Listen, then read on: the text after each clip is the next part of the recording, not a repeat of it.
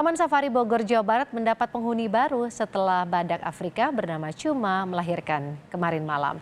Kelahiran badak Afrika di Taman Safari merupakan wujud konservasi dan menjaga kelestarian satwa. Badak diketahui salah satu satwa yang populasinya hampir punah di dunia, khususnya badak Jawa dan juga badak Sumatera.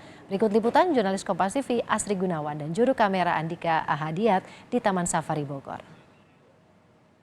Saudara, seperti yang kita ketahui bahwa badak merupakan satwa yang populasinya hampir punah di dunia. Tapi saat ini Taman Safari baru saja memiliki warga baru, yang mana ini ada badak Afrika yang baru saja melahirkan tadi malam. Ini adalah Cuma dan anaknya yang baru saja lahir tadi malam. Ini merupakan anak ketiga Cuma yang baru saja lahir begitu. Nah, untuk proses mengandungnya ini menghabiskan 16 hingga 18 bulan dan juga untuk proses melahirkannya juga memakan waktu yang cukup lama. Lebih lengkapnya saudara, kita berbincang langsung bersama Kepala Dokter Hewan Taman Safari Indonesia, ada Mas Bongot di sini. Selamat siang Mas Bongot. Nah Mas, boleh diceritakan dong, ini kenapa sih sebetulnya populasi dari badak ini hampir punah begitu, dan untuk badak Afrika sendiri seperti apa populasi?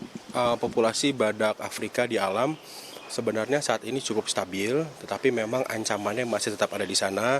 Seperti yang kita ketahui, banyak sekali ancaman terhadap badak putih ini, terutama beberapa orang yang menyukai atau mereka yang menjual belikan secara ilegal cula daripada badak putih ini.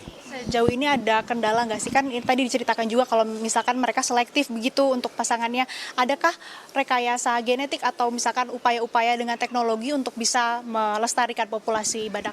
Saat ini teknologi reproduksi di badak putih sudah mulai berkembang ya, seperti mulai dari ovum pickup, insemination, artificial insemination, sperm collection yang trendingnya ataupun kegiatan tersebut sudah pernah kami lakukan tahun lalu bersama tim dari Jerman. Dan ya saat ini kami belum membutuhkan teknologi itu karena kami bersyukur badak kami bisa kawin secara alami. Kalau untuk maintenance atau perawatan badak ini sendiri seperti apa sih Mas setiap harinya? Ya, badak itu memang juga memiliki, selain selektif kepada pasangan, juga memiliki kiper favorit. Kebetulan kipernya di sini Mas Ponder, ini kiper favoritnya. Jadi setiap hari Mas Ponder yang melakukan kebersihan kandang, merawat, memandikan, melumuri dengan lumpur gitu, karena mereka suka sekali berkubang dengan lumpur. Makanan sendiri mereka adalah herbivore, jadi mereka memakan rumput-rumput, buah-buahan dan sayur-sayuran. Baik, kalau begitu. Terima kasih banyak Mas Bongot untuk waktunya, selamat beraktivitas kembali.